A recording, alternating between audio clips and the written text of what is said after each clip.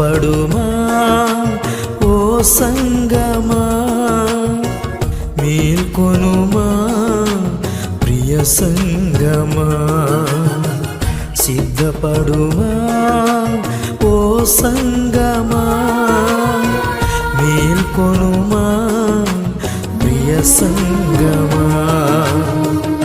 పొరుడైన క్రీస్తు రానై ఉండగా పొదువై నీవు సిద్ధపడుమా. పొరుడైన క్రీస్తు రానై ఉండగా పొదువై నీవు సిద్ధపడుమా. సిద్ధపడుమా ఓ సంగమా, మేల్కొనుమా ప్రియ సంగమా. సిద్ధం అనే శీర్షికలో బీ పేషెంట్, ఓపిక కలిగి ఉండుడి అనే అంశంలో కొన్ని విషయాలు ఈ సమయంలో బహువివరంగా ధ్యానిస్తాం. స్థిరపరచు ఓపిక. ప్రభువు రాక సమీపించుచున్నది గనుక మీరును ఓపిక కలిగి ఉండుడి, మీ హృదయములను స్థిరపరచుకొనుడి.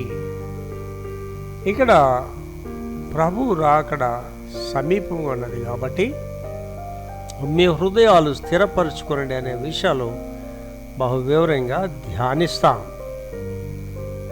అటు తరువాత మనము చూసినట్లయితే మౌనముతో ఓపిక. యెహోవా ఎదుట మౌనముగా నుండి ఆయన కొరకు కనిపెట్టుకొనుము. తన మార్గమున వర్ధిల్లు వారిని చూచి వ్యసన పడకము. దురాలోచనలు నెరవేర్చుకొని వారిని చూసి వ్యసన పడకము. ఇక్కడ మనుషులను చూసి వ్యసన పడకూడదనే విషయాలు బహువివరంగా ధ్యానిస్తాం. అటు తరువాత మనము చూసినట్లయితే స్వస్థ బుద్ధితో ఓపిక. అయితే అన్నిటి అంతము సమీపమై ఉన్నది కాగా మీరు దేవుని యందు స్వస్థత బుద్ధి గలవారై ప్రార్థనలు చేయుటకు మెలకువగా ఉండుడి. స్వస్థ బుద్ధిలో ఓపిక కలిగి ఉండడం అనే విషయాలు బహువివరంగా ఈ సమయంలో ఇక్కడ ధ్యానిస్తాం. అటు తరువాత మనము చూసినట్లయితే దేవుని కొరకు ఓపిక. అయినను యెహోవా కొరకు నేను ఎదురు చూచెదను, రక్షణకర్తయగు నా దేవుని కొరకు నేను కనిపెట్టుకొని ఉందును. రక్షణ కొరకు ఓపిక. తన్ను ఆశ్రయించు వారి ఎడల యెహోవా దయాళుడు, తన్ను వెదకు వారి ఎడల ఆయన దయచూపువాడు. నరులు ఆశగలిగి యెహోవా అనుగ్రహించు రక్షణ కొరకు ఓపికతో కనిపెట్టుకొని ఉండుట మంచిది. ఇక్కడ రక్షణ కొరకు ఎలాగున ఓపిక కలిగి ఉండాలి, అలాగూ కనిపెట్టుకుని ఉండటం వలన రక్షణ అనేది సర్వమానవాళికి ప్రాప్తిస్తున్న విషయాలు వివరంగా ధ్యానిస్తాం.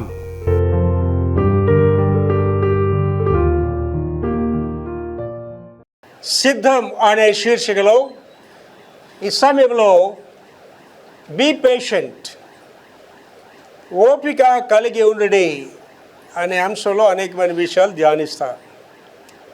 మీకు ప్రశ్న రావచ్చు, సిద్ధంకి ఓపిక సంబంధం ఏంటి పాస్టర్ గారు అని రావచ్చు. సిద్ధంకి ఓపిక సంబంధం ఉందంటారా లేదంటారా? గ్యారంటీగా ఉంది. సిద్ధపడాలంటే ఏంటి ఉండాలా? ఓపిక ఉండాలి. దేనికి ఓపిక ఉండాలనే వివరణలు మనం చూస్తాం. ఇవాళ మన జీవితాల్లో ఓపిక అనేది లేకపోవడం వల్ల అనేకమైన విషయాలు నష్టపోతాం. ఇవాళ చాలామంది బాధల్లోని అవమానాల్లో ఉండడానికి కారణం ఏంటంటే ఓపిక లేకపోవడమే. ఓపిక అనేది చాలా ఇంపార్టెంట్ థింగ్. దాని గురించి చాలా వివరంగా ధ్యానిస్తాం. ముందు వివరణలు చూస్తాం, తర్వాత బైబిల్ వివరణ చూస్తాం. ఈ మెసేజ్ అయ్యేసరికి ఇక్కడ కూర్చొని మీకు అలాగే ప్రపంచంలో వాళ్ళందరికీ మీకు ఓపిక ఉన్నదా లేదో అర్థమైపోతుంది. ఓపిక లేకపోతే మీరు ఏంటి కోల్పోతారో, ఓపిక లేకపోతే ఏ నష్టాలు చూస్తారో ఈ మెసేజ్ ద్వారా మీకు అర్థమవుతుంది. మొట్టమొదటిగా ఓపిక గురించి వివరణలు చూద్దామండి. తర్వాత బైబిల్ వివరణలోకి వెళ్దాం. నెంబర్ 1 చదువుతలి. ఒక వ్యక్తి యొక్క జ్ఞానము ఓపిక ఇస్తుంది. ఒక వ్యక్తి యొక్క జ్ఞానం అనేది ఓపిక ఇస్తుంది. జ్ఞానం అనేది చాలా ఇంపార్టెంట్ అండి. జ్ఞానము లేని వారులారా జ్ఞానము ఎట్టిదైనది తెలుసుకోండి. జ్ఞానవంతుడు ఈ లోకంలో జీవిస్తాడు, ధనవంతుడు కాదు, జ్ఞానవంతుడే జీవిస్తాడు. జ్ఞానం అనే దానికి ఇంగ్లీష్ పదం ఏంటంటే విజ్డమ్. చాలా జాగ్రత్తగా పుస్తకాలు చదవడం వల్ల విజ్డమ్ రాదు. పుస్తకాలు చదవడం వల్ల వచ్చేది నాలెడ్జ్, బుకిష్ నాలెడ్జ్ అంటే. విజ్డమ్ అనేది ఎక్కడి నుంచి వస్తుందండి? దేవుడి దగ్గర నుంచి వస్తుంది. విజ్డమ్ అంటే అర్థం ఏంటంటే మంచి చెడులను తెలియచేసేదే wisdom. That comes from the god. అది దేవుడి దగ్గర నుంచి వస్తుంది. యాకోబు గారు అంటున్నాడు, మీలో ఎవరికైనా జ్ఞానం కొదువుగా ఉన్నదా వాడు దేవుడిని అడగాలి. మార్కెట్లో దొరకదు జ్ఞానం, పుస్తకాల్లో దొరకదు. జ్ఞానవంతుడు ఎంత గొప్పవాడు అంటేనండి, జ్ఞాని ఆపద వచ్చుడు చూసి దాగుంటాడు.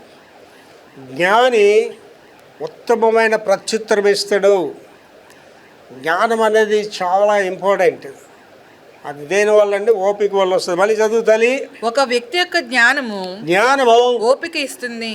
ఎప్పుడైతే నువ్వు జ్ఞానంతో ఉన్నావో నీకు ఓపిక అంటే ఇస్తుంది అండి. నా జీవితంలో 75 సంవత్సరాల్లో ఎన్ని ఒత్తిడులు ఎదుర్కొని ఉంటానండి, ఎన్ని క్లిష్టమైన పరిస్థితులు చూసి ఉంటానండి. అవన్నిటికీ మనకి ఏంటి ఉండాలండి? ఓపిక అనేది అవసరం. అది ఎక్కడి నుంచి వస్తుందండి? జ్ఞానం ఉంటేనే వస్తుంది. జ్ఞానం అంటే ఏంటండి? వీడితో నేను గొడవ పడాలా, గొడవ పడకూడదా, వీడి మీద కేకలు వేయాలా, కేకలు వేయకూడదా, వీడికి దూరంగా ఉండాలా, దగ్గరికి ఉండాలా, ఈ బంధుత్వాలు తెచ్చుకోవాలా, ఉంచుకోవాలా అని ఆలోచన చేసుకుంటే నీకు అర్థమైపోద్ది. అండి నా జీవితంలో అనేక మంది ఉగ్రవాదులు ఎదుర్కొని వచ్చాను. నేను ఎవరినైతే ఎక్కువ ప్రేమిస్తానో వాళ్ళే నా మీద తిరగబడతారు. నా చరిత్ర ఇలాంటిది. నవ్వుకుంటాను మనసులో వాళ్ళు చూసి. వాళ్ళకి ఏట్లేదండి? ఓపిక లేదు. వాళ్ళు భరించడానికి మనకేటి ఉండాలండి? ఓపిక ఉండాలి. అంటే భర్తలు ఉంటారు, వాళ్ళు ఎంత భార్యలు బాధ పెడతారండి. ఒక తాగుబోతు భర్త ఉన్నాడు అనుకోండి, ఆ భార్య ఎంత కుమిలిపోద్దండి వాడి వల్ల.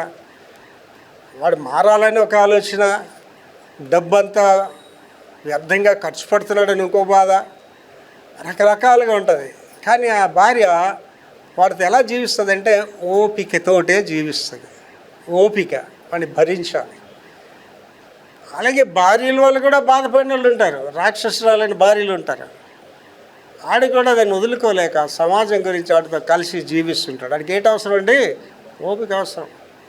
తల్లిదండ్రులకు బిడ్డల పక్షంగా ఓపిక అవసరం, బిడ్డలకి తల్లిదండ్రుల పక్షంగా ఓపిక అవసరం. కొంతమంది తల్లిదండ్రులా ప్రవర్తించరు, విలన్స్లాగా ప్రవర్తిస్తారు బిడ్డల పక్షంగా.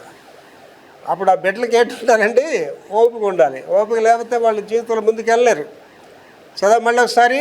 ఒక వ్యక్తి యొక్క జ్ఞానము ఓపిక ఇస్తుంది. నీకు ఎప్పుడైతే జ్ఞానం ఉందో నీకు ఓపిక ఉంటుంది. నీకు ఓపిక లేదంటే అర్థం ఏంటి? నీకు జ్ఞానం లేదనమాట. అంటే ఇలా చేస్తే ఏటవుతుంది, దీనివల్ల నాకు నష్టం ఏంటంటే, ఇక్కడ ఉన్న వాళ్ళందరూ గమనించుకోండి. ఒక భార్య ఉందనుకోండి, నీకు ఓపిక లేకపోతే తల్లి నువ్వు ఒక్కదాన్నే పాడైపోవు, నీ కుటుంబం అంతా పాడైపోతాయి. అలాగే భర్తలు ఉన్నారు అనుకోండి, మీకు ఓపిక లేకపోతే మీరు ఒక్కరే పాడైపోరు సార్, మీ కుటుంబం అంతా పాడైపోద్ది. ఇంట్లో ఒక వ్యక్తి ఓపిక లేకపోతే ఆ వ్యవస్థ అంతా పాడైపోద్ది. కాపరికి ఓపిక లేదనుకోండి, సంఘం అంతా పాడైపోద్ది. చాలా జాగ్రత్తగా ఉండాలి. రెండోది ఏంటమ్మా? అహంకారం కంటే ఓర్పు గొప్పది. అహంకారం అంటే ఏంటంటే నా అంతటోడు ఎవరు లేరు, నా అంత ఎవరు లేరు, నోటుకు వచ్చినట్టు మాట్లాడు, గర్వంగా ప్రవర్తించడం చేస్తారు. ఆడికంటే ఎవడు గొప్పడటండి? ఓపిక ఉన్నాడు. ఓపిక ఉన్నోడితో ఏంటంటే ఊరుకున్నోడితోటి ఊర్లో అన్నీ చాలా ఉంటాయి. అవతలాడు ఏం మాట్లాడుతుంది, మీరు ఏం మాట్లాడారు, సైలెంట్ కూడా ఏం అర్థం కాదు. ఏంట్రా నేను ఇన్నంటున్నా ఏం మాట్లాడలేదు అనుకోండి. అసలు బెస్ట్ ట్రీట్మెంట్ ఏంటి తెలుసండి? భార్య లేని వారికి రహస్యం చెప్తున్నాను. మీ భర్తలతో గొడవలు పడకండి, సైలెంట్గా ఉండండి అంతే. ఆడు ఏమైనా సరే చిరునవ్వు నవ్వండి అంతే. తిడతాడా చిరునవ్వు నవ్వండి అంతే. గెసరాడా చిరునవ్వు నవ్వండి అంతే. ఆడు ఏమన్నా నవ్వండి అంతే, ఏమనకండి అండి. వాడికి పిచ్చి వస్తుందండి, ఇంకా ఉండలేక సాయంత్రం వేసరికి ఏమంటాడు తెలుసా? ఏదోటి అనే, ఏదో తిట్టే, ఏదో చెప్పే అలా సైలెంట్గా ఉంటాం ఏంటంటే. అందుకే ఏమన్నారండి, ఊరుకున్నోడితో ఊర్లన్నీ చాలామంది అనుకుంటారు వాళ్ళు కంగారు పడిపోయి గోల పెట్టేసి ఊరందరినీ గోల్ చేసిస్తే సాధించిస్తావు. ఏం సాధించవు. నీ కంగారు నీకు అవమానం తెస్తుంది, నీ ఓపిక లేని తల నీకు గాయాలు చేస్తుంది, తృణీకరించబడతావు నువ్వు ప్రజల చేత. ఓపిక అనేది చాలా అవసరం. అహంకారం కంటే ఓర్పు గొప్పది. తర్వాత దేవుడు మనలో ఓపికను ఉత్పత్తి చేయాలని కోరుకుంటాడు. దేవుడు కోరుకున్నది నువ్వు కేకలు వేయాలని, కంగారు పడిపోవాలని, అవతల కాదనాలని, అవతల లెక్క చేయాలని కాదు దేవుడు కోరుకునేది. దేవుడు కోరుకునేది ఏంటమ్మా? చదవమా. దేవుడు మనలో ఓపికను ఉత్పత్తి చేయాలని కోరుకుంటాడు. ఓపిక అనేది నీలో ఉత్పత్తి చేయడానికి కోరుకుంటాడండి. ఏమండి, స్టెఫన్ రాళ్ళతో కొట్టేస్తున్నారండి. స్టెఫన్ రాళ్ళతో కొట్టేస్తే బాధ కలగదండి. నేను దీని పరలోక దర్శనాలు యాంగిషో గారి ప్రసంగంలో విన్నానండి. వాళ్ళ చర్చిలో ఒక ఆయన చనిపోయాడట. ఆ చనిపోయిన తర్వాత ముందు భార్య చచ్చిపోయిందట. ఆయన చనిపోయిన తర్వాత పరలోక రాజ్యం లేట. పరలోక రాజ్యంకి వెళ్ళిన తర్వాత ఆ యొక్క మహిమ అంతా చూసి ఆశ్చర్యపోయింది. ఆశ్చర్యపోయిన తర్వాత ఆయన పాస్టర్ మళ్ళీని ఆయన వెళ్ళిన తర్వాత ఈ పరలోక రాజ్యంలో నాకు గృహాలు ఉన్నాయని చెప్పాడు కదా దేవుడు, నా గృహం ఎలాగ ఉంటుందని ఆ దేవదూతని అడిగాడు. నా గృహం ఎక్కడ ఉంది? తీసుకెళ్తే ఆ గృహం కట్టబడుతుందట. ఇంకా రూఫ్ అది వేయబడలేదట. ఇదే నీ గృహం అన్న. చిన్నదట, చాలా చిన్నదట. మరి పక్కన ఉన్నది అంత చాలా పెద్ద బిల్డింగ్ ఉంది. అది ఎవరిదంటే మీ చర్చ్లో ఉండేది కదా పేద విధవరాలు ఆవిడది అన్నట్టు. ఆవిడకి ఆశ్చర్యం కలిగింది. ఏంటి పేద విధవరాలకి ఎంత పెద్ద బిల్డింగ్ ఏంటి, నాకెంత చెడ్డదేంటని. అలా కొంత దూరం వెళ్ళిన తర్వాత ఆ దేవదూతను అడిగాడట, అసలు నన్ను ఈ పరలోక రాజ్యం ఎందుకు తీసుకొచ్చారు? కారణం ఏంటంటే నీ భార్య నిన్ను చూడాలని కోరుకుంది దేవుడు, అందుకే నిన్ను ఇక్కడ తీసుకొచ్చాడు. తీరా చూస్తే ముందుకెళ్ళి వాళ్ళ భార్య కనిపించిందట. వాళ్ళ భార్యను చూసి మురిసిపోతున్నాడట. అయ్యో బాబోయ్, ఎంత అందంగా ఉంది నా భార్య అని అన్నాడట. ఎందుకు ఆ మాట ఆయన వచించాడు? ఆయన భూమి మీద ఉండేటప్పుడు అదే యాంగీషో గారికి చెప్పాడట, ఇలాంటి అందం లేని దాన్ని పెళ్లి చేసుకున్నానని చెప్పాడట. కానీ పరలోక రాజ్యంలో భార్య ఎలా కనిపిస్తుందటండి? అందంగా కనిపిస్తుందట. అలా కొంత టైం అయ్యేసరికి ఆ దేవదూత అర్జెంటుగా నువ్వు కిందకి వెళ్ళిపోవాలి భూమి మీదకి అన్నాడు. ఏమంటే నిన్ను చూపించడానికి తీసుకొచ్చా, మీ భార్య అడిగిందని తీసుకొచ్చావు, నువ్వు అర్జెంటుగా వెళ్ళిపోవాలి, లేకపోతే నీ దేహాన్ని ఆల్రెడీ పెట్లు పెట్టేశారు, భూమిలో కెట్టిస్తే మళ్ళీ కష్టాలు పడతాయని ఆ పెట్లో పెట్టకముందే ఈ ఆత్మ మళ్ళీ వెళ్ళి ఆ బాడీలో దిగి ఆయన పైకి వచ్చి చెప్పిన సాక్షి ఇది. ఈ మధ్యలో నేను అన్నీ ఇలాంటివే వింటున్నానండి. ఆ టైం ఎక్కడ ఒక్క నిమిషం కూడా ఎవరికి ఇవ్వటం లేదండి. ఇలాంటి జరిగిన విషయాలు, డాక్యుమెంటరీస్ అన్నీ అలా వింటున్నాను అనమాట. యాంగీషో గారు సేవకు సక్సెస్ ఏంటి, ఆయన ఎందుకు 14 లక్షల మంది ఆయన చర్చిలో ఉన్నారు, అవన్నీ వింటున్నానమాట. ఇక్కడ ఆలోచించండి, ఇక్కడ ఏంటండి, దేవుడు మనలో ఓపికను ఉత్పత్తి చేయాలని, నీలో ఓపికను ఉత్పత్తి చేయాలనే కోరుకుంటాడట. ఏంటి వాళ్ళు ఆలోచించండి. కొంతమంది ఉన్నారు వాళ్ళ భార్యలు అంటే అడిగి ఎంత భయం అంటే ఆ ముఖం చూసి మాట్లాడుతుంటాడు వైఫ్. ఆవిడికి ఎప్పుడు కోపం వస్తుందో, ఎప్పుడు ఇల్లు పందిరేసేస్తుందో, ఎప్పుడు డ్యాన్స్ చేస్తుందో, ఎప్పుడు వండి అంటుందో, ఎప్పుడు మంచి కూర వండి పెడుతుందో, ఎప్పుడు ప్లేట్లు గీట్లు ఎగరేస్తుందో, వీడికి అంతా డౌటే. ఆ ఇంట్లోకి రాగానే ఫస్ట్ ఆవిడ ఫేస్ చూస్తాడు అనమాట. ఆవిడ ఫేస్ బాగుంటే ఆవిడికి అమ్మాయ ఇవాళ నా పరిస్థితి బాగానే ఉంటుంది అనుకుంటాడు. కనుక దేవుడు నీలో ఏంటండి, ఓపికను ఉత్పత్తి చేయాలనుకుంటాడు. ఇవాళ ఇక్కడండి నేను చెప్తున్నానండి, నువ్వు ఎంత ఓపిక ఉంటే అంత మీరు ఫలభరితంగా జీవిస్తారండి. అండ్ ఇంకో మాట ఉంటుంది ఏంటంటే, ఊరుకున్నోడితో ఊర్లన్నీ చాలా అంటారు. అండి నా జీవితంలో నాకు కోట్ల నష్టం చేసుకోండి, లక్షలు నష్టం చేసుకోండి, గాయపరిచినోడు వాళ్ళు ఎదురైతే ప్రేమగా మాట్లాడతానండి. వాళ్ళ మీద కేకలేను అల్లరేం చేయనండి, ఎంతో ప్రేమగా మాట్లాడతాను. ఇప్పుడు వాళ్ళందరూ గమనించుకోండి మీరు, ఏ కర్రకి ఎగ్గుండే కర్ర కాలుతుంది. ఆడేదో నిన్ను అనిసాడు కదా నువ్వేం బాధపడవలసిన పని లేదు, ఆవిడేదో అరిసింది కదా నువ్వేం బాధపడాల్సిన అవసరం ఏం లేదు మీకు. ఏ కర్రకి ఎగ్గుంటే ఆ కర్ర కాలుతుంది అంతే. కనుక దేవుడు నీలో కోరుకుంటున్నది ఏంటండి, ఓర్పు కోరుకుంటున్నాడు. ఓర్పు లేదంటే నీళ్ళు ఎవరు లేరండి, దేవుడు లేడు. ఓర్పు లేదంటే నీకేంటి లేదండి, జ్ఞానం లేదు. తర్వాత దేవుని చిత్తాన్ని చేయడానికి దేవుని చిత్తాన్ని చేయడానికి ఓపికను పెంపొందించుకోవాలి. దేవుని చిత్తానుసారంగా జీవించాలంటే ఏంటి డెవలప్ చేసుకోవాలంటండి? ఓపిక డెవలప్ చేసుకోవాలి. విక్టర్ ప్రభాకర్ విక్టర్ ప్రభా ఉన్నాను ప్రభా, ఏంటి ప్రభా నువ్వు పైకి రావాలనుకుంటున్నావా? అంత ఆశ ఉంటుంది కదా ప్రభా. 1000 మంది సభ్యులు ఉండాలనుకుంటున్నావు ఉంటుంది కదా ప్రభా ఆశ. ఆ పెద్ద బిల్డింగ్ కావాలని అనుకుంటున్నావు ఉంటుంది కదా ప్రభా. అయితే నీకు ఓపిక ఉండాలిరా. ఓపిక ఉండాలంటే ఏంటండి? పనికి మళ్ళీ పనికి వచ్చిన వాళ్ళని, మంచివాడిని, చెడ్డోడిని అందరూ పాస్ట్ నీకు సిగ్గులేదురంటే అవునమ్మా నాకు తరపు సిగ్గులేదమ్మా అని చెప్పాలి. ఎవరైనా వచ్చి పాస్ట్ నువ్వు వెదవరంటే లేదు నేను పరమ వెదవనమ్మా అని చెప్పాలి. నన్ను వెదవ అంటావా, నాకు సిగ్గులేదు అంటాను గొడవలకి వెళ్తే నీకు దేవుని కార్యాలు నీ జీవితంలో జరగవు. చదవా?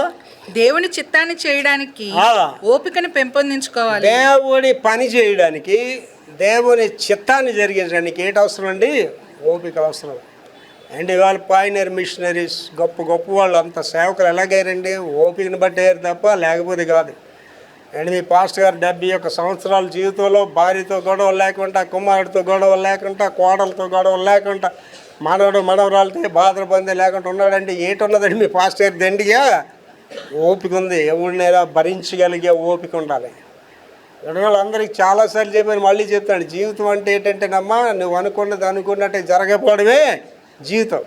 ఆశలు ఉంటాయి మన బోల్డ్ రాణిలాగా ఉండాలా, రాజులాగా కరెక్ట్గా దాసి పొజిషన్ వచ్చేస్తుంది నీకు. రాణికి రాజులాగా ఉన్నోడు బొట్టుడైపోతాడు.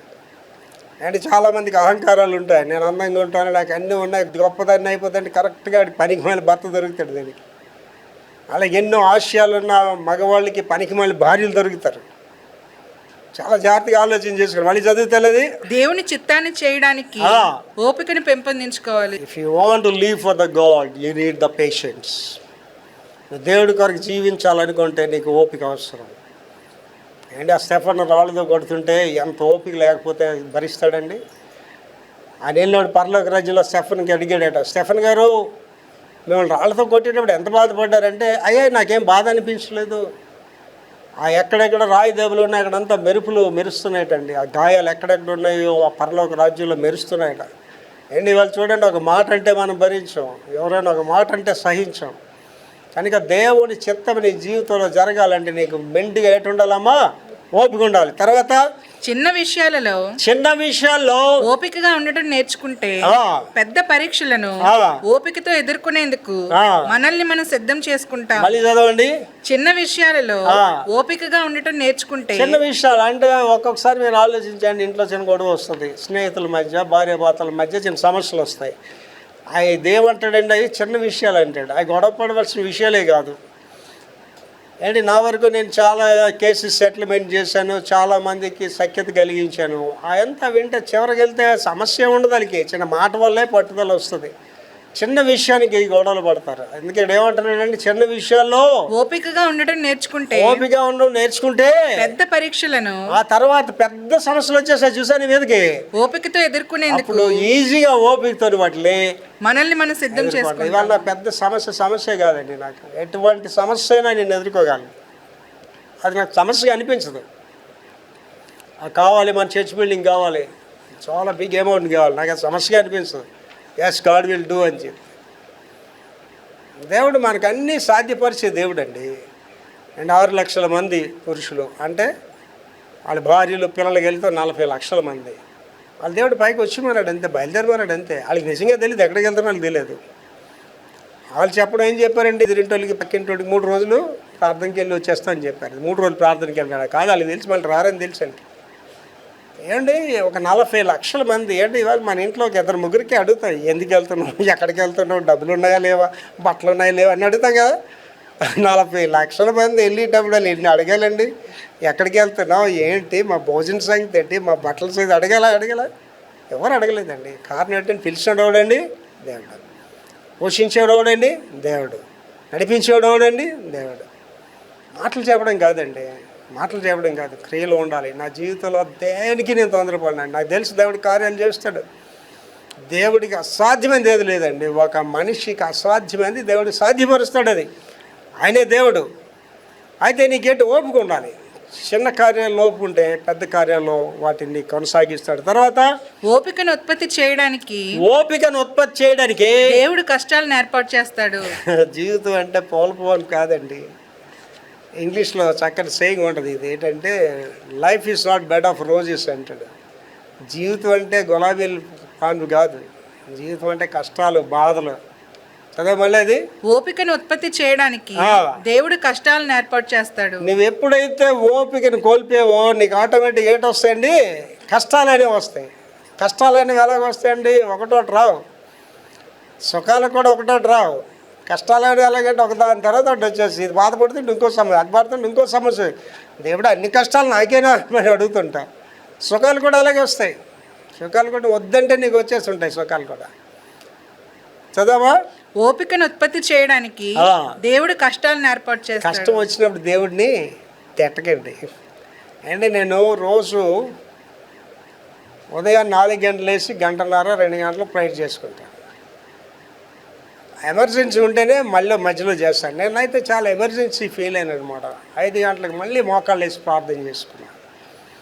అంటే మన ఎదురుగా సమస్య ఉండేటప్పుడు, మన ఎదురుగా కష్టం ఉండేటప్పుడు మనకి ఏంటంటే అవసరం వస్తుంది, అంటే ప్రార్థన అవసరం వస్తుంది. కష్టం రాగానే నీకు ఏంటి రావాలండి, ఓపిక వస్తుంది. కష్టాల్లో నేర్చుకున్నవే శ్రమ, ఓర్పు, ఓర్పు, పరీక్ష, పరీక్ష నిరీక్షణ కలుగజేయనని. శ్రమలు ఏందో ఆనందించండి. ఎవడైతే జీవితంలో శ్రమలు వద్దనుకుంటాడో వాడు సుఖాలు కూడా పొందలేడండి. అండి నేను కష్టాలు ఉన్న వాళ్ళకి చాలా ఓదార్పు మాటలు ఈజీగా చెప్తానండి. నువ్వు రాత్రి ఉన్నవా తల్లి, పగలు వస్తుంది, డే వస్తుంది. నీకు అపెక్తున్నావా తల్లి, నీకు డౌన్ వస్తుంది. కష్టాల్లో ఉన్నవా నువ్వు, నీకు సుఖాలు వస్తాయి. నేను పొందిన కష్టాలండి మీరైతే పారిపోతారు, దేవుని విశ్వాసం ఉండలేరు కూడా. అటువంటి కష్టాలు నేను పొందాను, భయంకరమైన ఒత్తిళ్ళు పొందాను. వాటన్నిటిలోని ఆ ఓపిక తొండబట్టి నేను ఇవాళ నిలబడి ఉన్నాను. కనుక అది ఏమంటున్నాడండి, కష్టాలు దేవుడు కూడా నీకు కలిగిస్తాడు. తర్వాత దేవుని బహుమతుల్లో ఓపిక ఒకటి, దేవుని బహుమతుల్లో ఓపిక ఒకటి. మనం దానికోసం అడగాలి, మనము దానికోసం అడగాలి. దేవుడు బహుమానాలు అనేక ఉన్నాయి కానీ ఆత్మ ఫలాలు ఉన్నాయి, దేవుని బహుమానాలు చాలా ఉన్నాయి. అండి సొలొమోన్ రాజు గారికి దేవుడు ప్రత్యక్షమయ్యాడు. ఏంటి కావాలి సార్ సొలొమోన్ రాజు గారు అన్నాడు.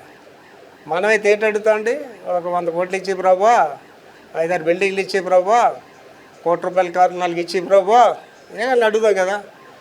ఆయన ఏమన్నాడండి, అరే బాబు డబ్బు ఎక్కువైపోతే దేవుడు ఎవడని అంటాను, పేదరికం ఉంటే దేవుడు దూషిస్తానేమో, నాకు ఏమొద్దు కానీ ఎంతమంది ప్రజలు ఇచ్చావు కదా ప్రభు, వాళ్ళు నడిపించడానికి జ్ఞానం ఏమని అడిగాడు. చూసారండి, చదవది. దేవుని బహుమతుల్లో ఓపిక ఒకటి, దేవుడిచ్చే బహుమానాల్లో ఓపిక ఒకటి అండి. అంటే నువ్వు దేవుడి దగ్గరికి వెళ్తేనే కదా అది వస్తుంది నీకు.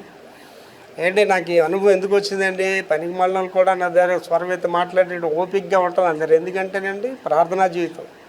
మీరు మోకాళ్ళు వేసి ప్రార్థించండి, మేము ఎవడో తిడితే మీకు కోపం రాదు. మీరు మోకాళ్ళు వేసి ప్రార్థించండి, మీ భర్త మీద మీకే ద్వేషం రాదు.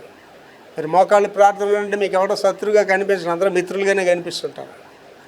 మిమ్మల్ని మీరు ఎంత తగ్గించుకుంటారో అంతగా దేవుడు మిమ్మల్ని హెచ్చిస్తాడండి. మీరు హెచ్చింపబడాలంటే అహంకారంగా గొడవలాడి వాళ్ళతోటి ఇలాగ మాట్లాడి పైకి ఒకటి రాడండి.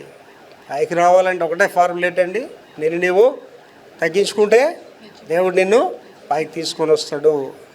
దేవుడిచ్చే బహుమానాలు ఓపిక ఒకటి, మనం దానికోసం అడగాలి. అది మనం దేవుడిని అడగాలి. ఎందుకు అడగాలండి, ఈ భర్తతో మీరు లాగలేకపోతున్నారు, ఈ భార్యతో సాగలేకపోతున్నారు, ఒత్తిడిని వెళ్ళలేకపోతున్నారు. పిల్లలకేం బాధలు ఉంటాయి అనుకుంటారా, చిన్న పిల్లలకే బాధలు ఉంటాయి, వాళ్ళకి ఓపిక అవసరం, వాళ్ళు ప్రార్థన చేసుకోవాలి, దేవుడిని అడగాలి. తర్వాత ఓపిక విశ్వాసంకు పునాదిగా ఉంటుంది. విశ్వాసం అంటే చాలా గొప్పది కదండి. విశ్వాసం అంటే నిరీక్షింపబడే నిజ స్వరూపము, అదృశ్యమైనవి ఉన్నవాడికి రుజువునైంది. దానికి పునాది ఏంటట, ఓపికట. అంటే ఓపిక లేకపోతే నీకు విశ్వాసం లేదు. ఇంకా ఓపిక లేకపోతే నీ క్రైస్తవ జీవితమే లేదు. నేను మాట అంటే పడినండి, నువ్వంటే మాట అనిపోతే ఎవడు పడతాడండి, ఎవడు పడ్డావు, నువ్వే కాదు అందరికీ ఉంటుంది ఆ పౌరుషం అండి. ఒకటి మనసులో పెట్టుకోండి, నేను వాళ్ళ వ్యక్తిని క్షమించలేకపోతున్నానని నువ్వు అనుకుంటే నువ్వు దేవుడితో ఏం చెప్తున్నావు అంటే, మా రుణస్తులు మేము క్షమించలేగిన మా రుణములు క్షమించు. నేను ఆవిడని క్షమించలేకపోతున్నాను కాబట్టి నన్ను కూడా క్షమించవద్దు ప్రభు అని అడుగుతున్నాను దేవుడిని. ఇవాళ నీకు 4 డబ్బులు ఉన్నాయని నువ్వు అలా మాట్లాడితే రేపు దేవుడు నేను అడుక్కునే దానిగా చేసిస్తే అప్పుడు ఈ మాట అంటావా, నీ తల్లి దగ్గర మీ అక్క తల్లి దగ్గర అనగలవా ఈ మాట నువ్వు? వాళ్ళు దయా దాక్షిణ్యం మీద బ్రతికే పరిస్థితి ఏంటి పెట్టడం అనుకుంటున్నాడు, కొంపదీసి పెడతాడు కూడా. అందువల్ల ఎప్పుడు కూడానండి జీవితంలో ఓర్పు అనేది చాలా అవసరం. చదవ మళ్ళీ అదే మాట, ఓపిక విశ్వాసంకు పునాదిగా ఉంటుంది. నీవు విశ్వాసరాలు అయితే నీకు ఓపిక అవసరం అండి. దేవుని కార్యాలు చూడాలనుకుంటున్నావు, ఆ జీవితంలో ఓపిక అవసరం. విక్టర్ ప్రభాకర్ అని నాకు అద్భుత కార్యాలు చూడాలని ఉన్నది కాబట్టి ఓపికతోనే నేను. ఎన్ని సంవత్సరాలు ఓపిక అండి? 71 years, 18 years. నా పాత ఇంట్లో ఉండేవాడిని 18 years. మెట్లు లేవు. ఒకరోజు పాస్టర్ గారు బాబు చాలా తెలివైన వాళ్ళు, వాళ్ళకున్న తెలివితేటలు నాకు లేవు. వాళ్ళిద్దరూ ఒక మేస్ట్ని తీసుకొచ్చేసారు, ₹1,00,000 బేరం వాడేసి మెట్లు వేసి అని అంటారు అంతే. పాస్టర్ గారు అయితే నేను మేడ మీద ఎప్పుడూ చూడలేదు, 18 సంవత్సరాలు అయింది ఆయన. నేను అన్నా, అమ్మ మీరు చాలా జ్ఞానులు, మీకున్న జ్ఞానం నాకు లేదు, కానీ నాకున్న చిన్న జ్ఞానంతో మాట చెప్తున్నానమ్మా మీ ఇద్దరికి, మనం నెక్స్ట్ ఇయర్ పెద్ద మేడ కట్టబోతున్నామా, ఈ ₹1,00,000 వేస్ట్ అయిపోతాయమ్మా అని. అలాగని 18 సంవత్సరాలు మీరు గడిపేశారన్నారు. అంటే ఏంటమ్మా 18 సంవత్సరాలు ఏంటి చూపించాను నేను? ఓపిక చూపించాను. ఆ నెక్స్ట్ ఇయర్ శృంగారమైన బిల్డింగ్ కట్టాను, శృంగారమైన బిల్డింగ్. నా బిల్డింగ్ ఎంత బాగుంటుందండి, నా బిల్డింగ్ మామూలుగా పోటీ కూడా అలా కట్టుకోలేడు, అలాంటి బిల్డింగ్ అది. ఓపిక అండి. షిప్ యార్డ్లో జాయిన్ అయ్యాను. పని చేసేవాడిని కాదు, వెళ్ళడం, శుభ్రంగా తయారై పుస్తకాలు పట్టుకొని చదువుకోవడం. షిప్ యార్డ్లో ఉంటుండగానే నా bachelor in theology, bachelor in divinity, MA philosophy, doctorate, మొత్తం నా 21 సంవత్సరాల విద్య పనిచేస్తూనే డిగ్రీలు సంపాదించుకుని. అక్కడ నన్ను అడుగుతున్నారు, బాధ ఉన్న వాళ్ళు అడుగుతారు కదా, ఏం సార్ పనిచేయరంటే, ఆఫ్టర్ 1 year షిప్ యార్డ్ వదిలేస్తాను నేను. 1 year తర్వాత వదిలేస్తాడు కదా, ప్రతి సంవత్సరం అదే చెప్తాను. 18 సంవత్సరాలు అయిపోయాయి. అప్పుడు కూడా అడిగారు, సార్ ఆఫ్టర్ 1 year అని 18 సంవత్సరాలు గడిపేశారు సార్ మీరు ఇక్కడ అన్నారు. దానికి ఏంటి అవసరం నాకు అక్కడ? ఓపిక అవసరం. కరెక్ట్గా 18 సంవత్సరాల తర్వాత షిప్ యార్డ్ వదిలేశాను. 18 సంవత్సరాల తర్వాత మేడ కట్టుకున్నాను. 40 సంవత్సరాలు ఓపికతో ఉండి నేను సొంత ఇల్లు, పూర్తి సేవకు వచ్చి దేవుని సేవలో సాగడానికి 40 సంవత్సరాలు ఓపిక పట్టానండి. ఇవాళ ఎన్ని సంవత్సరాలు ఓపిక పడుతున్నానంటే శృంగారమైన బిల్డింగ్కి 71 సంవత్సరాలు. ఏంటి అవసరమా నీ జీవితంలో? ఓపిక అవసరం. ఒక సామెత ఉంటుంది, శాంతం భూషణం దురితం మరణం అంట. ఎవడ శాంతంగా ఉంటాడో వాడికి అలంకారం, ఆడైనా మగైనా సరే. ఎవరైతే తొందరపడుతుంటారో అదేంటంటే దురితం మరణం. నీ తొందరపాటు, నీ కోప ప్రదర్శనలు నీకేం తీసుకొస్తాయండి? మరణాన్ని తీసుకొస్తాయి. తర్వాత భగవంతునిపై అచంచలమైన విశ్వాసం ఉన్న వారిలో మాత్రమే పరిపూర్ణ ఓపిక ఉంటుంది. పరిపూర్ణ మాట చాలా ఇంపార్టెంట్ థింగ్ అండి. ఇది నాకు 100% వర్తిస్తుంది అండి. నాకు మీకు వర్తిస్తుంది, మీరు ఆలోచన చేసుకోండి. చదవ మళ్ళీ. భగవంతునిపై దేవుడి మీద అచంచలమైన విశ్వాసం ఉన్న వారిలో మాత్రమే, కొలవలేని అద్భుతమైనది, ఏ స్థితిలోనైనా దేవుని కొరకు ఉంటాను అన్న వ్యక్తిలో పరిపూర్ణ ఓపిక ఉంటుంది. పరిపూర్ణమైన ఓపిక అనేది కొంతవరకు ఉంటుంది కొంతమందికి. పరిపూర్ణమైన అంటే ఏ స్థితికైనా నువ్వు ఓపిక కలిగి ఉంటే నీకేటి ఉండాలమ్మా? అచంచలమైన దేవుని యందు విశ్వాసం ఉండాలి. అది నాకు దండిగా ఉందండి. ఇవాళ అంటే నాకు మనుషులు ఎవడు కనిపించండి, నేను దేవుడే. నేను ఇలా మోకాళ్ళు లేగానే నా గదంతా వెలుగు వచ్చేస్తుందండి. దేవుని రాజ్యం కనిపిస్తుంది, పరలోక రాజ్యం తెరవబడ్డం చూస్తానండి. పరిశుద్ధులు చూస్తాను, దేవదూతలు చూస్తాను. ఆత్మలో లేనమే అలా ప్రార్థన చేస్తున్నాడు. ఆ వెలుగు నా గదిలోకి వచ్చే వెలుగమ్మా, ఈ వెలుగులు ఏం పనిచేయదు అందరు, అంత వెలుగు అంటే దేవుని వెలుగు ఉంటుంది అక్కడ. అలాంటి జీవితం నీకు ఉండేటప్పుడు నీకేంటి వచ్చేస్తుంది? ఆటోమేటిక్గా ఓపిక వచ్చేస్తుంది. కోపం రాదు. కొంతమంది భక్తి ఎంతవరకు ఉంటుందండి? కోపం రానంతవరకే భక్తి. కోపం వస్తే భక్తి లేదు, ఏమి లేదని. అర్థమైందండి? మళ్ళీ ఒకసారి చదివిరా అంత. అది భగవంతునిపై అచంచలమైన విశ్వాసం ఉన్నవారిలో మాత్రమే పరిపూర్ణ ఓపిక ఉంటుంది. తర్వాత ప్రజల పట్ల ఓపిక చూపే వ్యక్తి గొప్ప అవగాహన కలిగి ఉంటాడు. ఏమిటి ఓపిక ఎప్పుడైతే నీకు ఉందో నీకు అర్థమైపోతుంది. వాళ్ళు ఏంటి వాళ్ళు ఎలాంటి వాళ్ళు అని నీకు అర్థమైపోతాయి. ఓపిక లేకపోతే కొంతమంది వినడానికి ఓపిక ఉండదు. చెప్పిన మాట వింటారు చాలామంది. వాళ్ళ సొంత మనుషులు కూడా చెప్తుంటారు, అమ్మా నువ్వు చేస్తుంది రైట్ కదా అంటే, అబ్బాయి నేను ఎవరి మాట విన్నాడు, ఎవరి మాట వినపోతే పోయేది వాళ్ళు కాదు కదా, నువ్వు పోతావు. నేను ఎవరి మాట వినపోతే ఎవరు పోతారండి? నేను పోతాను, వాళ్ళు పోతారా? నేనే పోతాను అంటే ఆలోచన చెప్పేవారు అనేకులు ఉండేట దేశానికి క్షేమకరం అంటాడు. సామెతలు 19:11 చదువుతాలి. ఒకని సుబుద్ధి వానికి దీర్ఘశాంతమునిచ్చును, వానికి దీర్ఘశాంతం ఇస్తుంది. తప్పులు క్షమించుట అట్టి వానికి ఘనతనిచ్చును. మళ్ళీ చదవండి. ఒకని సుబుద్ధి అంటే మంచి బుద్ధి వానికి దీర్ఘశాంతమునిచ్చును. నీకు మంచి బుద్ధి ఉంటేనే దీర్ఘశాంతం వస్తుందండి, లేకపోతే నీ కోపాలు, కంగారులు, ఇతరుల మీద ద్వేషాలు వస్తాయండి. అంటే నాకు ఎవడి మీద కోపం ఉండదండి, ఎవడి మీద ద్వేషం ఉండదండి. ఎందుకంటే సుబుద్ధి దేవుడు నాకు ఇచ్చాడు. నువ్వు బాగుంటే అందరూ మంచివాళ్ళగా కనిపిస్తారండి. ఇంకోటి ఇక్కడ ఉన్న వాళ్ళందరికీ మీకు చెప్తున్నానండి, ఒక్కసారి దేవుడు నిన్ను వదిలిస్తే చాలా భయంకరమైన మాట ఉందండి బైబిల్లో. ఏషావు తరువాత దాని కొరకు శ్రద్ధతో వెతికిన కానీ అది వానికి దొరకలేదు. దేవుడిగా నిన్ను ఒకసారి వదిలేసాడు అంటే తల్లి ఇక్కడ ఉన్న వాళ్ళందరూ గమనించుకోండి, నిన్ను ఎవడు బాగు చేయలేడు. ఈ భూ ప్రపంచంలో నిన్ను ఎవడు బాగు చేయలేడు. తర్వాత అమ్మా, ఒకని సుబుద్ధి వానికి దీర్ఘశాంతం ఇస్తుంది. తప్పులు క్షమించుట వానికి ఘనత. తప్పులు క్షమించడానికి ఘనత అండి. ఇందాక చెప్పాను కదండి, ఆవిడంత డబ్బు సంపాదిస్తుంది కానీ కోడల్ని క్షమించలేకపోతుంది. ఏమంటే నేను క్షమించలేని వ్యక్తి ఎవరు లేరండి. ఏంటది?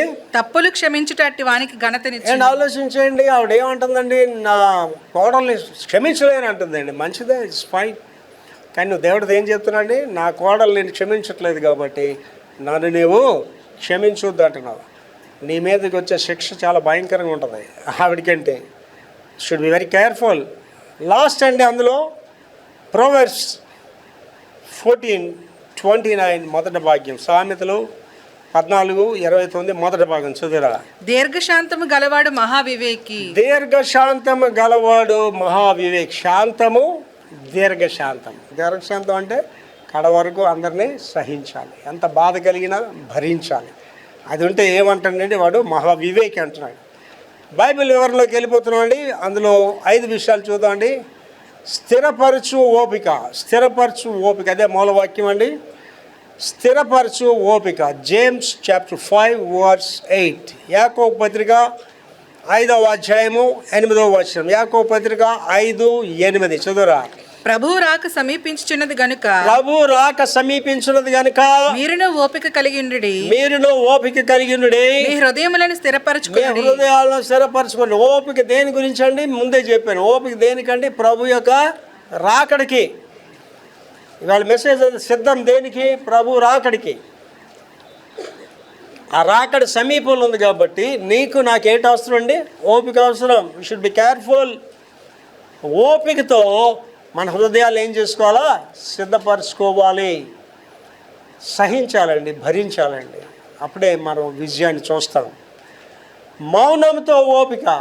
ఈ ఓపిక ఎలాంటిదేంటండి? సైలెంట్గా ఉండే ఓపిక అట, మౌనంగా ఉండి ఓపికగా ఉండడం అట. దావీదు కీర్తనలో 37:7. యెహోవా ఎదుట మౌనముగా ఉండి ఆయన కొరకు కనిపెట్టుకొనుము. అండ్ ఎవరు ఎదుట మౌనంగా ఉండాలండి? దేవుడి దగ్గర మౌనంగా ఉండాలి. నువ్వు మౌనంగా ఉండవలసిన అవసరం కూడా లేదు. మౌనం అయిపోతావు ఆటోమేటిక్గా. నువ్వు వాగుతున్నావంటే, కోప ప్రదర్శన చేస్తున్నావంటే, వాళ్ళ గురించి వీళ్ళతో గొడవలకు వెళ్తున్నావంటే, వాళ్ళ గురించి వీళ్ళ గురించి చెడు మాట్లాడుతుంటే నీలో దేవుడు అనేవాడు లేడు. నువ్వు దైవ సంబంధుడు కాదు. దైవ సంబంధురాలు అయితే గొడవల జోలికి వెళ్ళవు, నువ్వు దూరంగా ఉంటావు. చదవం అదే మాట మళ్ళీ. యెహోవా ఎదుట మౌనముగా నుండి. దేవుని ఎదుట మౌనంగా ఉండడం. అండ్ యోబు గారు అనేకమైన విషయాలు చెప్తున్నాడు. స్కాలర్ ఆయన ఎలాంటి విషయాలు చెప్పాడండి? సముద్రం నాకు ఆనకట్టలు వేసిన వాడు ఎవడంటాడు. అనేకమైన విషయాలు చెప్పుకొచ్చిన మహానుభావుడు ఏమంటాడంటే, నా జ్ఞానమునకు మించిన విషయాలు నేను మాట్లాడేదని, కానీ దేవుడు నాకు ఎదురవగానే చచ్చిన వంటి వాడిని అయిపోయాను అంటాడు. బూడిదలో నా మూదిరి. ఏంటి? మీరు దేవుడిని కలిగి ఉంటేనే మీలో విధేయత వస్తుందండి. దేవుడిని కలిగి ఉంటేనే మీకు ప్రేమ ఉంటుందండి. దేవుని కలిగి ఉంటేనే మీకు ఓపిక ఉంటుందండి. దేవుని కలిగి ఉన్న నటిస్తే మీరు గొడవలు ఆడతారు, వాళ్ళ మీదకి వెళ్ళిపోతారు, వీళ్ళ మీదకి వెళ్ళిపోతారు, వీళ్ళు దాచిస్తారు, వాళ్ళు దాచిస్తారండి. అంత మహానుభావుడు ఏమంటున్నాడంటే, దేవుడు ఎదురవగానే ఏమైపోయాడండి? చచ్చిన ఉంటాడు అయిపోయాడటండి. అంటే నా జీవితంలో అలాంటి అనుభవం వచ్చిందండి. 2000 సంవత్సరం ఆర్థిక ఇబ్బంది, ఇల్లు అమ్మేసుకోవాలి, డబ్బులు కావాలి, ఏంటి ఎవరు సహాయం చేసేవారు లేరు. నిస్సహాయ స్థితి, ఏడుస్తున్నాను, మోకరించడానికి ఓపిక లేదు, కింద దొండ్రు ఏడ్చి ప్రార్థన చేస్తున్నాను. ఎవరు కాపాడతారు? నా జీవితంలో ఎందుకు నేను దూరంగా ఉంటే ఎవరు లెగ్గిచానంటే నాకు ఎవడు సహాయం చేయలేదండి. నరమాత్రం ఎవడు నాకు సహాయం చేయలేదు, అందరూ అపకారాలే చేశారు. ప్రార్థన చేస్తున్నా, ప్రభువా తండ్రి నన్ను కాపాడయ్యా అని ఏడుస్తున్నానండి. కొంతసేపు అయిన తర్వాత దేవుడు నాతో మాట్లాడుతున్నాడు. ఏరా నీకు బోల్ డిగ్రీలు ఉన్నాయి కదరా అని. ప్రభా డిగ్రీలు నాకు వద్దు ప్రభా, నా డిగ్రీలతో నాకు పని లేదు ప్రభా అంటున్నానండి.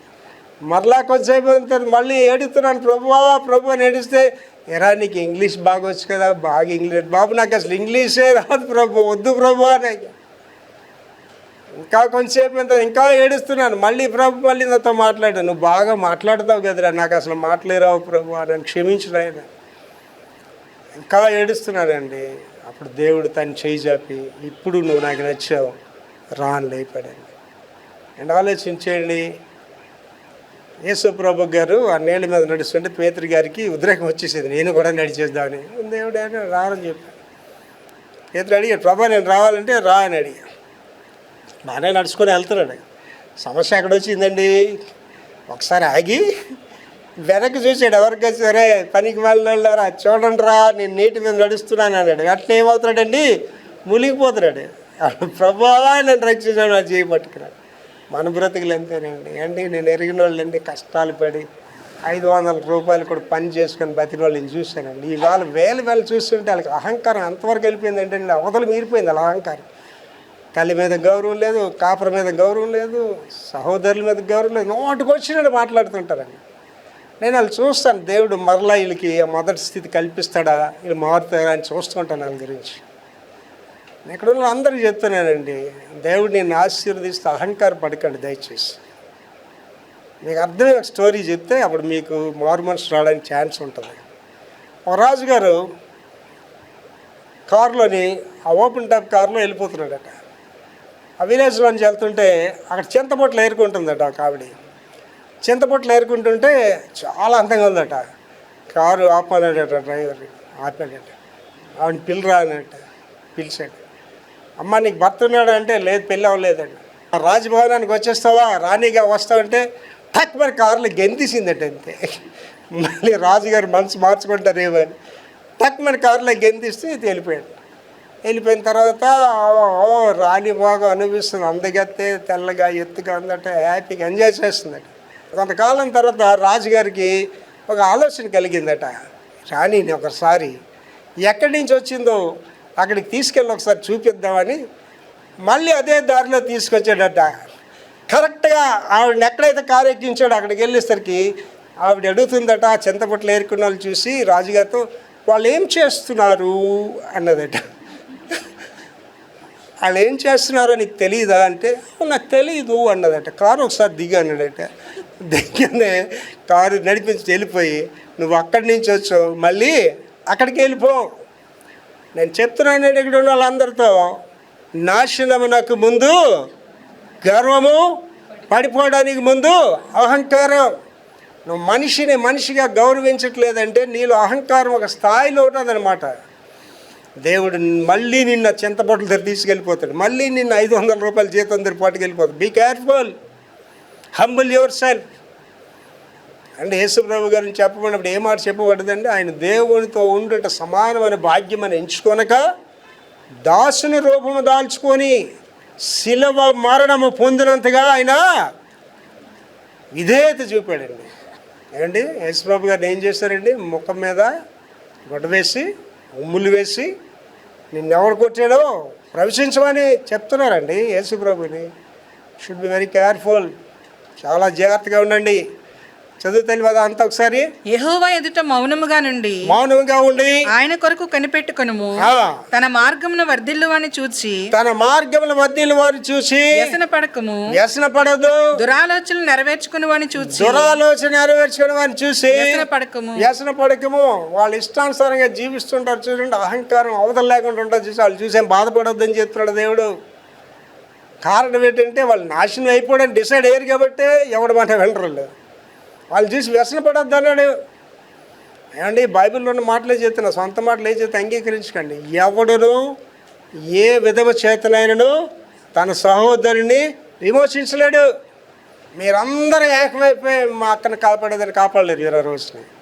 మీరందరూ ఏకమైపోయి మా అన్నిని కాపాడేది ఆ రోజున కాపాడలేరు మీరు. ఎందుకంటే ఆ శిక్ష ఎక్కడి నుంచి వస్తుందండి? దేవుడి దగ్గర నుంచి వస్తుంది ఆ శిక్ష వాళ్ళ మీదకి. Should be very careful. తర్వాత అండి, స్వస్థ బుద్ధితో ఓపిక. ఈ ఓపిక ఎటు ఉండాలట? స్వస్థ బుద్ధి ఉండాలట అండి. 1 పేతురు 4వ అధ్యాయం 7వ వచనం. 1 పేతురు 4వ అధ్యాయం 7వ వచనం చదవరా. అయితే అన్నిటి అంతము సమీపమై ఉన్నది, అన్నిటి అంతము సమీపమైనది కాగా కాగా మీరు స్వస్థ బుద్ధి మీరు స్వస్థ బుద్ధి గలవారై ప్రార్థనలు చేయుటకు మెలకువగా ఉండండి. మళ్ళీ చదువురా. అయితే అన్నిటి అంతము సమీపమై ఉన్నది. సార్ పాస్ట్ గారు అన్నిటి అంతం సమీపం. ఇప్పుడు ఏంటంటే ఇప్పుడు ఏటవుతుంది వింటున్నారా? తైవాన్లో భూకంపాలు వచ్చాయి, జపాన్లో భూకంపాలు వచ్చాయి, బిల్డింగ్ లోపలికి వెళ్ళిపోతున్నాయి అండ్ వరదలు వచ్చేసాయి, మనుషులు చచ్చిపోతున్నారు. యుద్ధాలు, ఇస్రాయేల్ యుద్ధంలో దగ్గర 50,000 మంది మనుషులు అక్కడ చచ్చిపోయారు. యుక్రెయిన్ యుద్ధంలో వేల కొలది మనుషులు చచ్చిపోతున్నారు. రేపు ఏటవుతుందో తెలియదు. మన బతికేటో మనకు రేపు తెలియదు. దేశం ఏమైపోతుందో తెలియదు, ప్రపంచం ఏమైపోతుందో తెలియదు. అందుకే ఏమన్నాడండి? అయితే అన్నిటి అంతము సమీపం అంటే ఎన్నిటి అంతం సమీపైంది. దాంట్లో పాటు వెక్టర్ ప్రభాకర్ నీ అంతం కూడా సమీపం అయిపోయిందిరా. ఇక్కడ కూర్చున్న వాళ్ళతో నా మైక్ ఇంటి ప్రభు, రే నీ అంతం కూడా సమీపం అయిపోయింది. కాబట్టి మీరు స్వస్థ బుద్ధి గలవారై. ఏటి కావాలంటే అంతం దగ్గరికి వచ్చేస్తుంది. కాబట్టి బుద్ధికి ఏటి కావాలో స్వస్థత రావాలంటే నీలో ఉన్న నీచమైన బుద్ధి, నీచమైన మాటలు, నీచమైన తలంపులు పోవాలి, స్వస్థత రావాలి. ప్రార్థనలు చేయుటకు మెలకువగా ఉండండి. దేనికి మెలకువగా ఉండాలండి? ప్రార్థన చేయడానికి మెలకువగా ఉండాలి. ఇక్కడ కూర్చున్న వాళ్ళు ఎవరైనా నా మైక్ ఏంటంటే ప్రపంచంలో జీవితం ప్రార్థనా జీవితం లేకపోతే నీకు యేసుకి సంబంధం లేదు. No prayer, no power. నీలో ప్రార్థన లేకపోతే నీలో శక్తి లేదు. తర్వాత అండి, దేవుని కొరకు ఓపిక. అంటే దేవుణ్ణి నమ్ముకోవడం ఈజీ. దేవుడు అంటే అందరికి ఇష్టమే, కానీ దానికి ఏంటి ఉండాలి అంటే ఓపిక. ఓపిక ఉండాలి. మీకా 7:7 అయినను యెహోవా కొరకు నేను ఎదురు చూచెదను. యెహోవా కొరకు నేను ఎదురు చూచెదను. రక్షణకర్తయగు నా దేవుని కొరకు, రక్షణకర్తయగు నా దేవుని కొరకు నేను కనిపెట్టియుందును. నేను కనిపెట్టుకొని ఉంటాను. నా దేవుడు నా ప్రార్థన ఆలకించును. నా దేవుడు నా ప్రార్థన ఆలకించు. ఇక్కడ టైటిల్ ఏమన్నావండి? దేవుని కొరకు ఓపిక. చదవ మళ్ళీ. అయినా యెహోవా కొరకు నేను ఎదురు చూచెదను. ఎవరి కొరకు ఎదురు చూడాలండి? అండ్ 7 రథాల మీద నాకు వరుడు వస్తాడు, నేను తెల్లగా బొమ్మలాగా ఉన్నాను, నాకు అందమైన భర్త రావాలంటే అందమైన రాడు, కురూపులేటెడ్ వస్తాడు నీకు. ఇప్పుడు ఎవరి గురించి ఎదురు చూడాలండి? చదవమది. అయినను యెహోవా కొరకు నేను ఎదురు చూచెదను. ఎవరి గురించి ఎదురు చూడాలండి? మనం దేవుని కొరకు ఎదురు చూడాలి. రక్షణకర్తయగు నా దేవుని కొరకు నేను కనిపెట్టియుందును. ఏమండి, ఎందుకు దేవుని కొరకు కనిపెట్టుకున్నాడా? రక్షణ అక్కడే నీకుంది, ఇంకెక్కడా లేదు. నీ పోలీసు వాడి దగ్గర రక్షణ లేదు, ఆర్మీ వాడి దగ్గర నీకు రక్షణ లేదు, ప్రభుత్వాల దగ్గర నీకు రక్షణ లేదు. నీ రక్షణ ఎక్కడ ఉందండి? దేవుడి దగ్గర ఉంది. అందుకే ఏమంటారు? మళ్ళీ చదివండి ఆ మాటే. రక్షణకర్తయగు నా దేవుని కొరకు రక్షణకు ఆయనే క్రియేటర్. ఆయన యొద్ద నేను కనిపెట్టుకొని ఉండాలి. అండ్ ఇవాళ దేవుడు నమ్మినోడు ప్రపంచంలో ఎప్పుడు చెడిపోలేదండి, ఎవడు చెడిపోలేదు. నమ్మినట్టుగా నటించిన వాళ్ళు మాత్రం పరమ చెడిపోతారు. లాస్ట్ అండి, నా దేవుడు నా ప్రార్థన ఆలకించును. నా దేవుడు నా ప్రార్థన ఆలకించు. ఎవడైనా వాళ్ళని నీ ప్రార్థన? మనుషులు ఎవడండి? మనుషులు నీ ప్రార్థన విండండి. అండ్ ఒక్కోసారి నీ తండ్రి నీ మాట విండు, నీ తల్లి నీ మాట విండు. అంతవరకు నీ శ్రేయోభిలాషులు కూడా నీ మాట వినరు, ఇంకా నిన్ను విడిచిపెట్టేస్తారు. లాస్ట్ అండి, రక్షణ కొరకు ఓపిక. ఇది ఫైనల్, అల్టిమేట్ అనమాట. నీకు రక్షింపడాలని ఉందా? దేవుని రాజ్యంకి వెళ్ళాలని ఉందా? దేవుని పాపాలు క్షమించాలని ఉందా? నువ్వు మనిషిగా జీవించాలనుకుంటున్నావా? నీకు ఏంటి కావాలమ్మా? ఓపిక అవసరం. దానికి మూలవాక్యం అండి, Lamentations chapter 3 25 and 26. విలాప వాక్యములు 3:25-26. తన్ను ఆశ్రయించు వారి ఎడల యెహోవా దయాళుడు. జాగ్రత్తగా ఆలోచించండి. దేవుడిని నువ్వు ఆశ్రయిస్తేనే ఆయన నీకు దయాళుడు. ఓకే, తన్ను వెదుకువారి ఎడల ఆయన దయ చూపువాడు. నీవు ఆయన వెతికితేనే నీకు దయ చూపిస్తాడు. తర్వాత నరులు ఆశ కలిగి యెహోవా అనుగ్రహించు రక్షణ కొరకు ఓపికతో కనిపెట్టడం మంచిది. 3 భాగాలు చెప్తున్నాడు. మళ్ళీ చదువు తల్లి. మొదటి భాగం అందులో తన్ను ఆశ్రయించు వారి ఎడల యెహోవా దయాళుడు. తన్ను ఆశ్రయించు వారి ఎడల యెహోవా దయాళుడు. దానికి మన భాషలో ఏందండి? వెతకుడి మీకు దొరుకును. నీవు ఎవరిని ఆశ్రయిస్తున్నావు అండి? చీఫ్ మినిస్టర్ని ఆశ్రయిస్తున్నావా? ప్రైమ్ మినిస్టర్ని ఆశ్రయిస్తున్నావా? అత్తగారిని ఆశ్రయిస్తున్నావా? మావి గారిని ఆశ్రయిస్తున్నావా? భర్తను ఎవరిని ఆశ్రయిస్తున్నావు? చూద్దాం మళ్ళీ ఇదే భాగం. తన్ను ఆశ్రయించు వారి ఎడల యెహోవా దయాళుడు. దేవుణ్ణి ఆశ్రయిస్తే ఏమంటున్నాడండి? నీ పక్షంగా ఆయన దయ కలిగిన వాడు. తర్వాత భాగం తన్ను వెతుకు వారి ఎడల ఆయన దయ చూపువాడు. ఎవరిని ఎదుగుతున్నావండి? నువ్వు దేవుని ఎదుగుతున్నావా? అండి వాళ్ళు అడిగి ఉద్యోగస్తులు చేస్తున్నారు అడగండి. నాకు టైం లేదండి, ప్రార్థన చేయండి. మేము ఖాళీ ఉన్నా పెట్టండి. చదువుకున్న పిల్లలు తిరగండి. మాకు టైం లేదండి, మా ప్రాజెక్ట్ వర్క్స్ బిజీగా ఉన్నామండి అంటే. బిజినెస్ చేస్తున్నాడు అంటే మాకు టైం ఎక్కడ ఉంటుందండి ప్రార్థన చేయడానికి? మా టైం లేదు, బైబిల్ చేయడం టైమే లేదండి. That very busy, no doubt that busy. నిశ్చయంగా బిజీగా ఉన్న వాళ్ళే. కానీ వాళ్ళు ఏమంటున్నాడండి? 2వ భాగం చదవమ్మా. తన్ను వెదకు వారి ఎడల ఆయన దయ చూపువాడు. అంటే నువ్వు ఇవన్నీ పక్కన పెట్టి నీ వ్యాపారము, నీ ఉద్యోగము, నీ యొక్క చదువులన్నీ పక్కన పెట్టి నువ్వు దేవుని వెదిగితే నీ పక్షంగా ఏమంటాడు? ఆయన దయ చూపువాడు. ఏంటి? దేవుడు దయ చూపాడు అనుకోండి, నీ లైఫ్ ఎలా ఉంటుందో ఒకసారి ఆలోచించండి. దేవుడు దయ చూపితే నువ్వు ఎక్కడుంటే ఒకసారి ఆలోచించండి. దేవుడి కనికరం నీ పక్షం ఉంటే ఎక్కడుంటే ఒకసారి ఆలోచించేయండి. ఇవాళ కనుక దేవుడు దయాలాడిదంటే కోటాను కోట్ల కంటే విలువైన దేవుడి దయ. దేవుడి దయ అంటే ఆరోగ్యంగా ఉంటావు, దేవుడి దయ అంటే ఐశ్వర్యం ఉంటావు, దేవుడి దయ అంటే గొప్పదానిగా ఉంటావు, దేవుడి దయ అంటే గొప్పవాడిగా ఉంటావు. లాస్ట్ ఏటమా? నరులు ఆశ కలిగి. నరులకి ఏటి ఉండాలండి? ఆశ ఉండాలి. ఆశ కలిగి యెహోవా అనుగ్రహించు రక్షణ కొరకు ఓపికతో కనిపెట్టడం మంచిది. ఆశ ఒకటి. ఆశకి ఏటి కావాలటమా? ఓపిక కావాలి. అందరికీ ఆశ ఉంటుంది పర్లోకి రాజు వెళ్ళిపోవాలని, అందరికీ ఆశ ఉంటుంది మేళగెట్టేయాలని, అందరికి ఆశ ఉండాలి గొప్ప కార్యాలు చేసేది. నీకేటి ఉండాలమ్మా? ఓపిక ఉండాలి. ఓపిక లేకపోవడం వల్లే నీ ఉద్యోగాలు పోతాయి, నీ వ్యాపారాలు పోతాయి, నీ ఔన్నత్యాలు పోతాయి, నీ ఘనతలు కూడా పోతాయి. ఓపిక అనేది చాలా అవసరం. నేను మనిషి జీవితంలో పైకి రావడానికి ఎంత కష్టపడతాడో, పైకి వచ్చిన తర్వాత అక్కడ ఉండడానికి అంత కష్టపడాలి. ఉపజ్ఞా గ్రంథం తీతలి. ఉపజ్ఞా గ్రంథం 4వ వచనం చదవమా. చాలా అమూల్యమైన గ్రంథం ఉపజ్ఞా గ్రంథం. నాకు ఇష్టమైన 21 వచనాలు ఉంటాయి. అందులో 18 వచనాలు ఏషా గురించి రాయబడి ఉంటాయి. ఆ మిగిలిన వచనాలు యాకోబు గురించి రాయబడి. అన్నదమ్ముల కథ అది. ఎదోమీయులు ఇశ్రాయేలు. ఎదోమీయులు ఇశ్రాయేలు చరిత్రే ఉపజ్ఞా గ్రంథం. ఆ ఉపజ్ఞా గ్రంథంలో ఆ యొక్క ఎదోమీయులు ఎందుకు శిక్షింపబడ్డారంటే అహంకారులు. వాళ్ళకి ముఖ్య పాఠం ఏంటంటే పెట్రాస్ అంటే కొండ. వాళ్ళు ఎక్కడ ఉంటున్నారండి? ఎదోమీయులు కొండ ప్రాంతంలో ఉంటున్నారు, పైన ఉంటున్నారు. ఇశ్రాయేలీయులు కింద ఉంటున్నారు. వాళ్ళు ఎంత అహంకారులు అంటే గర్వం పెరిగిపోయి ఆ శత్రువులు చెప్తున్నారు, మా తమ్ముళ్ళు అక్కడ దాగున్నారు, మా తమ్ముళ్ళు ఎక్కడ దాగున్నారు, చంపిమని చెప్తున్నారు. వాళ్ళ అహంకారం ఒక స్థాయిలోకి వెళ్ళిపోయిందటండి. అప్పుడు దేవుడు వాళ్ళకి ఒక మాట చెప్పాడండి. చదవ 4వ వచనం. పక్షిరాజు గూడంత ఎత్తున ఒరే ఎదోమీయులారా, అలాగే ఎక్కడున్న గర్విష్ఠులారా, నా మాట వింటున్న అహంకారులారా, ప్రపంచంలో మీతో దేవుడు మాట్లాడుతున్నాడు. చదవలేది. పక్షిరాజు గూడంత ఎత్తున, పక్షిరాజు గూడంత ఎత్తున నివాసం చేసుకొని, నేను నివాసం చేసుకొని, నక్షత్రములలో నీవు దాన్ని కట్టినను, నక్షత్రంలో నీవు దాన్ని కట్టినను, అచ్చటి నుండి అక్కడ నుండి నేను నిన్ను క్రింద పడవేతును, నేను కింద పడేస్తాను. ఇదే యెహోవా వాక్కు. అదే యెహోవా వాక్కు. నా మాటలు కాదండి, అహంకారులతో దేవుడు చెప్తున్నాడు. ఇవాళ ప్రపంచంలో ఉన్న వాళ్ళందరితో చెప్తాడు, నీ అహంకారం ఎక్కడ తీసుకెళ్ళిపోతండి? కిందకి తీసుకొని వెళ్ళిపోతుంది. అదే కేయపాలకి వాళ్ళు జరిగింది. నువ్వే మాత్రం అండి, నేనే మాత్రం అండి, మన బ్రతుకులు ఏమాత్రం అండి. చిన్న ఆశీర్వాదంలో అహంకారం, చిన్న ఆశీర్వాదంలో ఆడేంటి, ఈడేంటి, వాళ్ళు బ్రతికేటి, వీళ్ళు బ్రతికేటి, ఎంత అహంకారంగా మాట్లాడుతామండి. దేవుడు ఒక్కసారి తన మొహం చాటు చేసుకుంటే నేను ఎక్కడ పోతామా?